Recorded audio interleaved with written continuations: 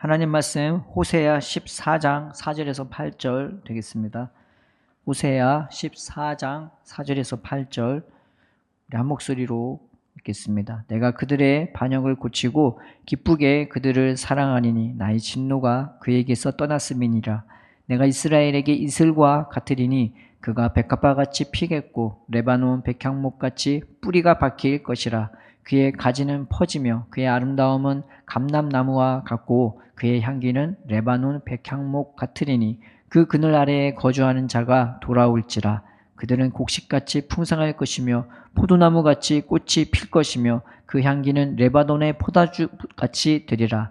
에브라임의 말이 내가 다시 우상과 무슨 상관이 있으리요 할지라. 내가 그를 돌아보아 대답하기를 나는 푸른 잣나무 같으니 네가 나로 말미암아 열매를 얻으리라 하리라. 아멘.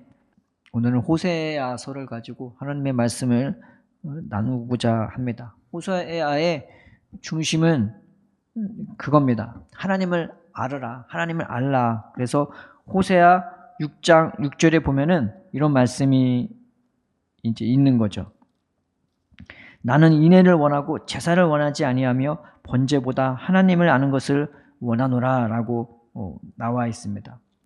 하나님을 알으라. 호세아서의 중심 주제입니다. 중심 주제인데 하나님을 아는 게 어떤 걸까요? 하나님을 아는 것이라는 것은 내가 하나님이 무슨 일을 행하시고 무슨 능력을 갖고 있고 이렇게 지식적으로 교리적으로 아는 것을 하나님을 안다고 말하는 것이 이제 아닌 것입니다. 그래서 마치 비유로 얘기하자면 마치 뭐와 같냐면은 내가 한 사람을 만나기 시작하고 연애를 한다고 해봐요. 그런데 사람들이 이제 물어볼 수 있죠. 그 사람 어떤 사람이니? 너 만나는 사람 어떤 사람이니? 라고 말할 때 이제 남자가 자기 부모나 친구들한테 이렇게 대답할 수 있는 거죠. 지금 알아가는 중이야 라고 말을 할 수 있는 겁니다. 하나님을 안다고 하는 것은 바로 이런 겁니다. 내가 하나님을 알아가는 것, 내가 하나님과 대화하는 것, 내가 하나님과 교제하는 것, 이게 하나님을 이제 아는 것이란 말이죠. 연애를 하면은 같이 만나고 시간을 갖고 밥을 먹고 영화를 보고 또 서로 좋아하면요, 뭐 길을 걷는 것도 기쁘고 카페에 가서 커피 마시고 대화하고 그게 이제 알아가는 거잖아요. 그게 바로 하나님을 알라고 하는 하나님의 이 말씀인 거예요. 하나님은 우리하고 뭘 하길 원하냐? 막 지식적으로 종교적인 이론으로 막 하나님을 배워가는 게 아니라 하나님과 같이 살아가고 하나님과 같이 만나고 대화하고 교제하고 이렇게 시간을 보내기를 원하시는 것입니다. 그게 하나님을 알아가는 거죠.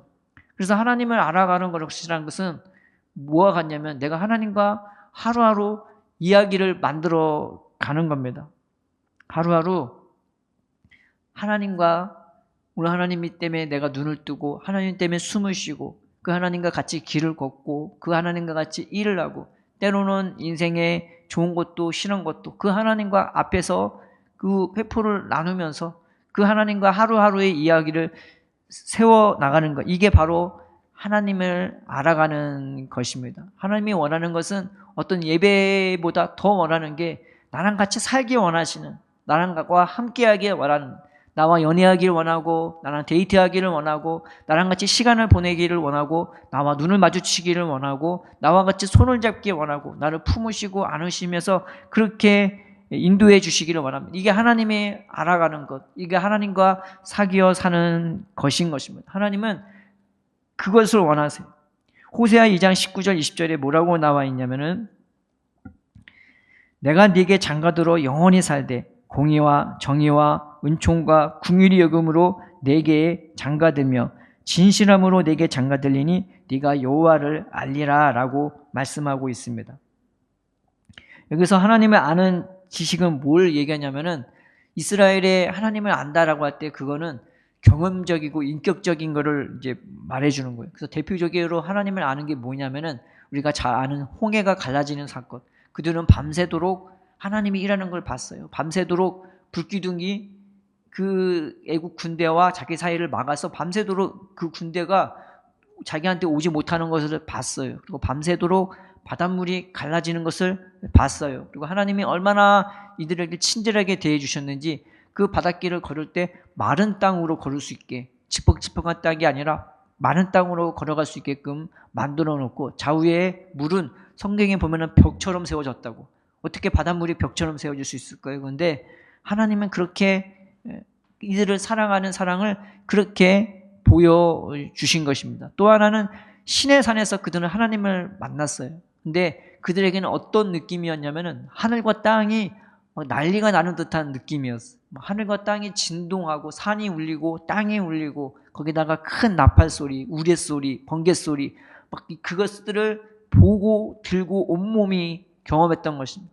하나님은 우리에게 그런 은혜와 사랑을 나타내기 원하시고 보여주기 원하시고 우리가 경험케 하도록 그렇게 인도해 주시기를 원하시는 것입니다. 이게 하나님의 뜻이시고 하나님의 마음인 거죠. 그래서 성경에 보면은 여러 가지 구절들이 하나님이 우리에게 자신을 얼마나 나타내고 보여주면서 우리를 인도해 주시길 원하는지를 알 수 있습니다. 시편 34편 8절에 너희는 여호와의 선하심을 맛보아 알지어다. 그에게 피하는 자는 복이 있도다.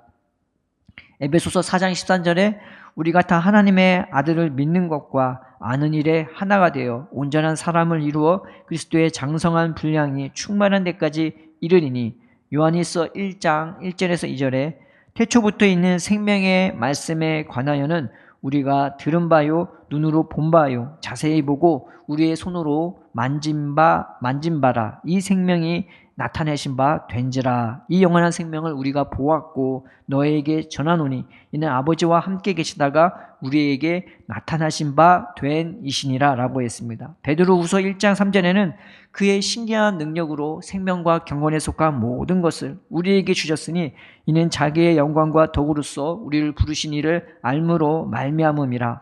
요한 1장 14절 18절에는 뭐라고 나와 있냐면은 말씀이 육신이 되어 우리 가운데 거하심에 우리가 그의 영광을 보니 아버지의 독생자의 영광이요 은혜와 진리가 충만하더라. 본래 하나님의 본 사람이 없으되 아버지 품속에 있는 독생하신 하나님이 나타내시느니라. 요한일서가 아니라 요한복음입니다. 그 다음에 갈라디아서 1장 16절에는 그의 아들을 이방인에게 전하기 위하여 그를 내 속에 나타내기를 기뻐하셨을 때에, 그래서 하나님이 우리를 부르신 것은요 그냥 단순하게 믿어, 단순하게 그렇게 살아, 그렇게 예배 드려, 이게 아니라 보여주고 싶고 맛보게 하고 싶고 경험케 하고 싶고 누리게 하시려고 우리를 부르신 거예요. 그래서 하나님이 이스라엘 백성을 불렀을 때 뭐라고 그랬냐면은 나랑 너랑 같이 살려고 너희를 애굽에서 구원해냈어. 난 너희 속에 같이 거할 거야. 나는 너랑 같이 살 거야. 같이 할 거야. 그러면서 하나님이 우리를 어떻게 사랑하시는지, 그게 바로 하나님을 알게 하시는 하나님의 방법이었던 것입니다.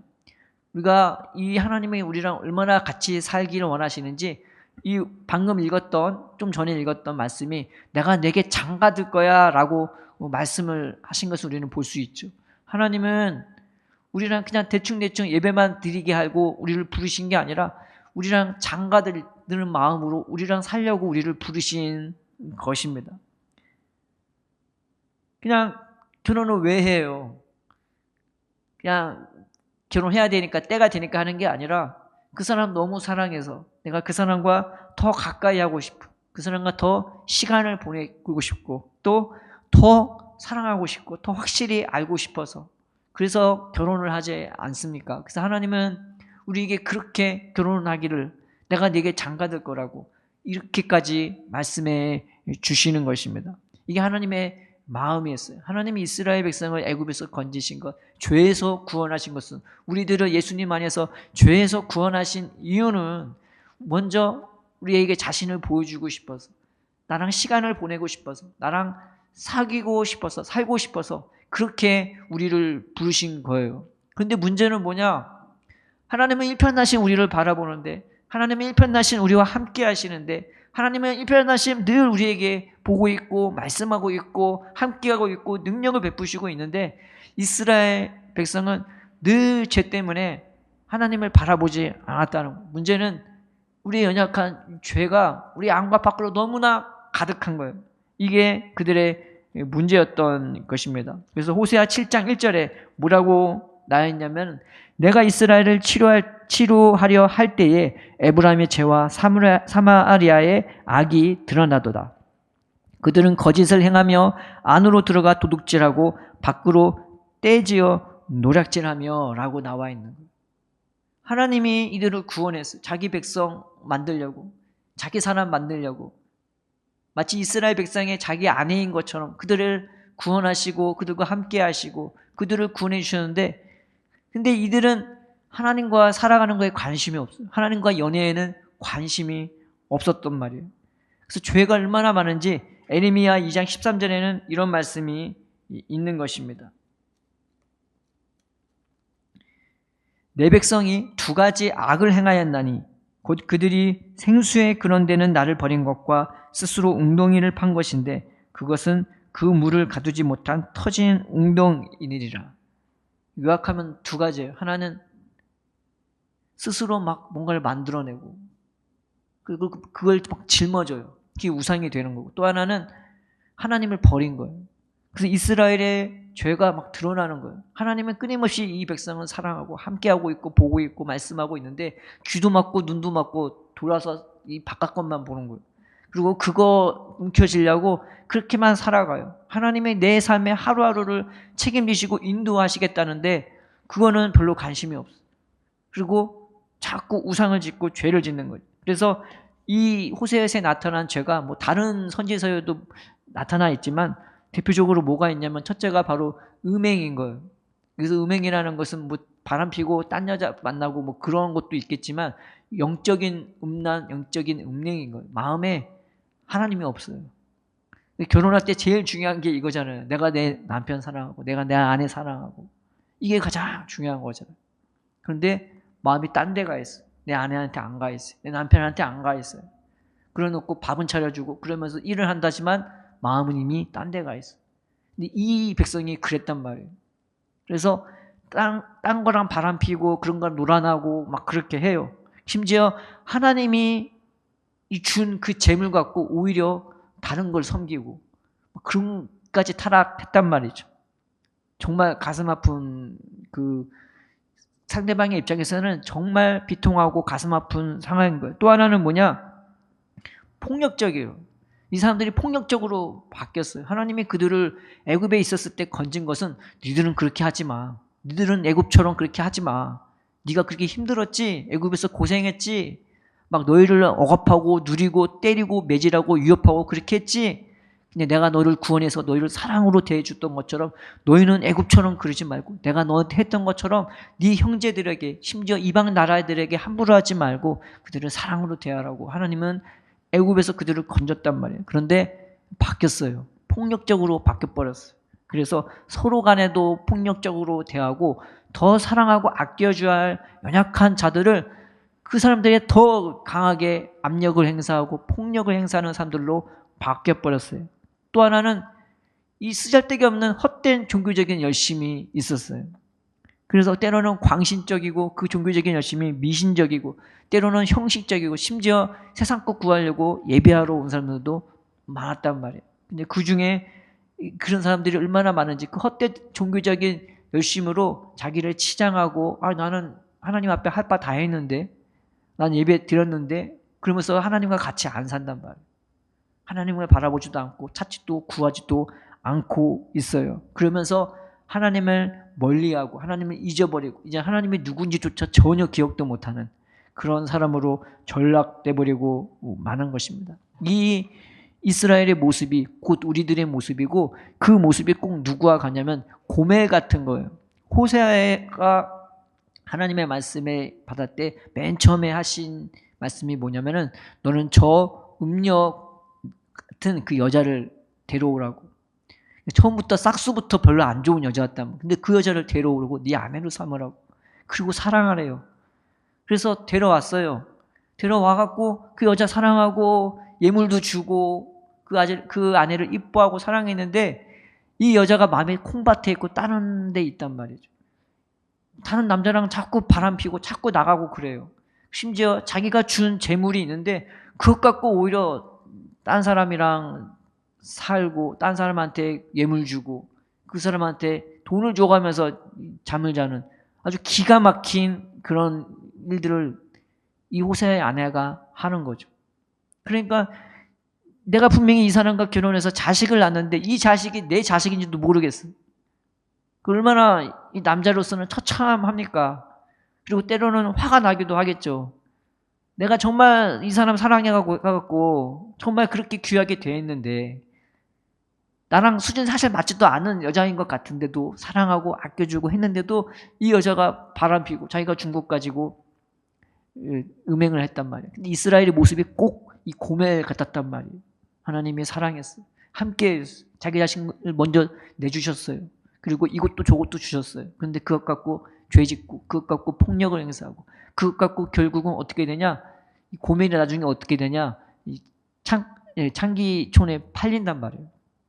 인생에 너무나 비루하게 전락해버리고 맙니다. 어쩌면 우리는 그런 여자를 보고서 하는 말이 쟤는 쌤통이야. 쟤는 저렇게 벌받을 만하네 라고 우리는 말할지도 모르겠죠. 근데 하나님은 호세아에게 가서 그 여자를 다시 데려오라고. 그 죄 많은 여자 네가 다시 데려와서 다시 사랑해 주라고. 그래서 이 여자를 데려오기 위해 그 창녀촌에 가고요. 이 호세아가 자기의 재물로 그 여자를 사요. 그리고 예전에 했던 것만큼이나 더하게 이 아내를 내가 사랑으로 대해주고 아끼게 되는 것입니다. 하나님이 우리를 향한 사랑이 마치 이 호세아가 고멜을 데려온 것과 똑같아요. 우리는 수준이 안 되고 죄가 많고 심지어 죄투성이에요. 성경에 보면은 내가 이스라엘 백성을 치료하려 하는데 죄가 너무 많대요. 죄가 막 드러나는 거예요. 그래서 연약함도 드러나고 폭력적인 것도 드러나고 무지함도 드러나고 그리고 하나님과 나 사이를 그냥 난 이것만 하면 돼 하고 그냥 그 사이로 끝내버리는 부부간에 어떻게 그럴 수가 있어요. 그렇지 못하잖아요. 서로 사랑으로 하나 되고 더 사랑하고 아끼는 게 이게 부부고 늘 마음이 하나이면서 늘 같이 있는 게 부부인데 어떻게 그것을 끊으면서 밥만 차려주면 된다고 어떻게 그럴 수 있겠냐고.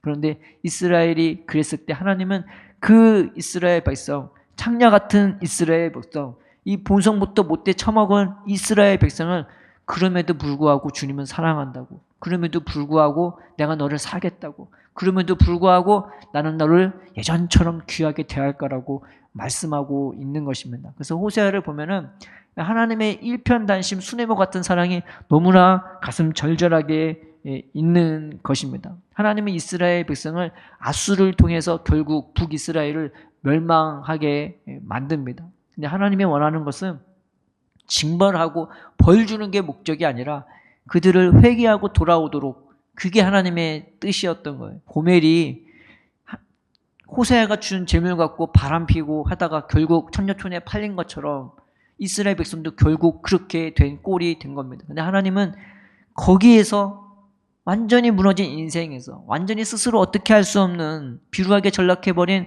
그 고멜 갖고 끝나버린 이스라엘 가운데서도 손을 내밀고 있는 것입니다. 내게 돌아와, 내게 찾아와, 내가 너를 찾고 있고 내가 너를 위해서 힘쓰고 애쓰고 있다고. 우리 안에 주님이 나를 사랑한다는 것은 아는데 그 사랑을 받아 누리지 못하는 그 사랑을 거하지 못하는 연약함들이 너무나 많아요. 지금 하루하루를 살아가고 지금 내 인생을 살아가는데 스스로에 얼마나 많은 죄가 있는지 그것이 나를 무겁게 하고 그것이 나를 힘들게 하고 그것이 나를 하나님을 찾지도 못하게 만들고 자꾸 하나님은 여기 계시네 나는 뒤편 바라보면서 하나님 어떻게 나한테 이럴 수 있냐고 혹은 하나님을 기억도 못해요. 그래서 그 죄 가운데서도 괴로워하고 고생하고 염려하는 그런 우리는 볼 수가 있는 거예요. 그러니까 문제가 더 큰 게 뭐냐면 현실보다 더 괴롭고 힘든 게 바로 내 안에 있는 죄란 말이에요. 그래서 이걸 치료하려고 하나님은 우리를 부르시는 것입니다. 그래서 내가 모르고 예수님 믿을 때가 있어요. 그때는 좋으니까 하나님 나 사랑하고 감사하고 막 그러는데 얼마 못 가요. 성경에 보면은 이스라엘 백성은 좋았을 때 정말 좋아하고 기뻐하고 감사하지만은 나중엔 결국 무너져요. 가나안 땅에 들어가서 처음엔 좋았는데 죄 짓고요. 그리고 그렇게 막 고생하다가 또 다윗 때 잠깐 반짝하고 좋았다가 금세 그들은 또 무너져요. 그냥 죄가 그렇게 못살게 우리를 못살게 하고 아주 교활하고 교묘하게 우리 속에 찾아와서 우리의 안과 밖을 눈을 빼앗고 귀를 빼앗고 막 어지럽게 하는 거예요. 하나님 은혜와 사랑은 전혀 상관없는 백성으로 전락시켜 버리는 거죠. 죄가 그렇게 무섭습니다. 그런데 하나님은 완전히 끝나버린 고멜 같은 우리에게 손을 내밀고 있는 것입니다. 내 마음이 얼마나 이 죄로 가득하면 더러워지고 무거워지고 복잡해지고 스스로가 스스로를 자해하듯이 꼭 칼로 그어야만 그것이 자해가 아니라 내 생각과 내 마음이 그 죄가 나를 무겁게 하고 어둡게 하고 더럽게 하고 자꾸 스스로 마음과 생각의 상체기를 내게 나게 만드는 것입니다. 근데 하나님은 그렇게 아주 처절한 인생으로 전락해버린 고멜 같은 이스라엘에게 손을 내면서 너 나랑 그래도 같이 살자고 다시금 손을 내밀고 있는 것입니다. 하나님의 우리를 향한 마음이 뭐냐면은 이와 같은 것입니다. 에브라임아, 내가 어찌 너를 놓겠느냐? 이스라엘이여, 내가 어찌 너를 버리겠느냐? 내가 너를 어찌 아드마같이 놓겠느냐? 어찌 너를 스보임같이 두겠느냐? 내 마음이 내 속에서 돌이키어 나의 긍휼이 온전히 불붙듯 하도다라고 나와 있습니다.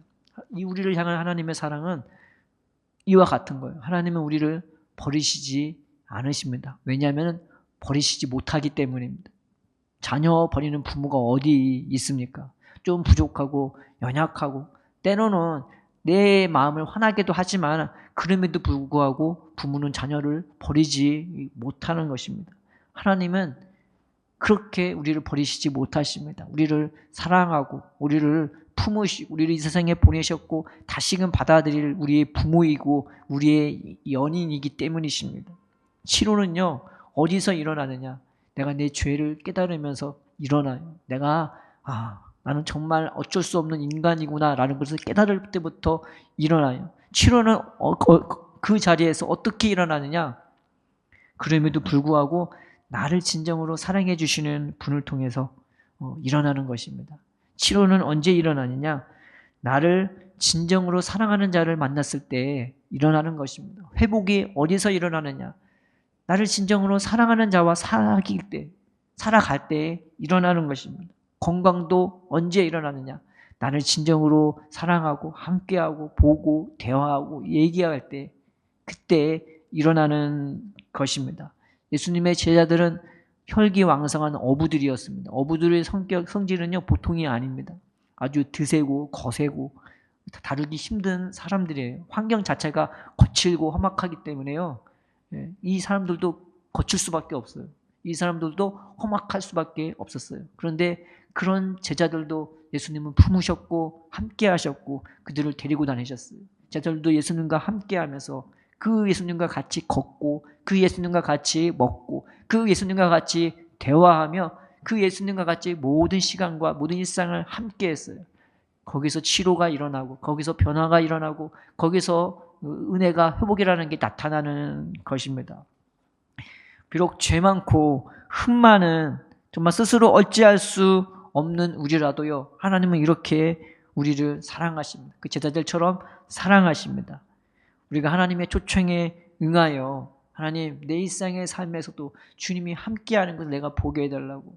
하나님 내 일상의 삶 내가 자고 일어나고 내가 밥을 먹고 내가 걸어가고 버스를 타고 전철을 타고 내가 일을 하고 내가 무엇을 하는 것 간에도 나와 함께 하시고 나를 보고 있고 나를 곁에 나를 붙들고 계시는 그 주님을 내가 볼 수 있게 해달라고 내가 들을 수 있게 해달라고 우리가 예수님의 도움을 간청합시다. 우리를 하나님께로 나를 온전히 지구주순 사랑하시는 나를 여전히 애타게 사랑하시고 간절히 사랑하시고 진실히 사랑하시는 그 하나님께로 인도하는 예수님을 의지하면서 하나님 내 마음을 늘 사랑으로 회복이 일어나게 해달라고 주님이 나를 치료하게 해달라고 어찌할 수 없는 내 모습 내 연약함을 보더라도 이제는 낙심하고 실망하는 거 염려하는 것이 아니라 세상 사람처럼 세상 것 때문에 고민하는 것이 아니라 그것까지도 주님께 맡길 수 있는 그것까지도 주님을 의지할 수 있는 주님을 바라볼 수 있는 인생 되게 해달라고 그래서 나도 치료받고 새롭게 되는 우리가 되게 해달라고 기도하는 저와 여러분 되기를 주님의 이름으로 축원드립니다. 살아계신 하나님 아버지 감사합니다. 하나님, 우리가 치료받길 원합니다. 주님을 늘상 바라보고 싶지만 우리는 쉽게 하나님을 외면하거나 잊어버리거나 하나님, 때로는 죄 가운데로 향해 갈 때도 있는 너무나 연약하고 미련하고 무지한 우리들입니다. 그런데 주님, 우리를 사랑하시는 그 사랑과 은혜를 의지하여 이 말씀 붙잡고 기도하오니 우리의 일상의 삶 속에 주님 함께하여 주시옵소서. 주님과 같이 일어나고 주님과 같이 걷고 주님과 같이 행할 수 있는 우리가 되게 하여 주옵시고, 구원의 기쁨을 회복시켜 주옵시고, 주님과 연애하듯 주님과 사귀어 살아가는 우리가 될 수 있도록 주님, 우리의 삶 가운데 우리의 생각과 마음을 열어 주시옵소서. 주님을 보게 하여 주옵시고 주님의 품에 안기며 주님께 업히며 주님께 태워지는 우리가 될 수 있도록 우리의 삶 가운데 함께하여 주셔서 세상에 보지도 듣지도 못한 것을 보고 들으며 주와 동행하며 주님과 하나님 동거하며 주님께 인도받는 우리의 삶 될 수 있도록 하나님 우리에게 구원과 능력을 베풀어 주시옵소서. 감사하며 예수님의 이름으로 기도드립니다. 아멘.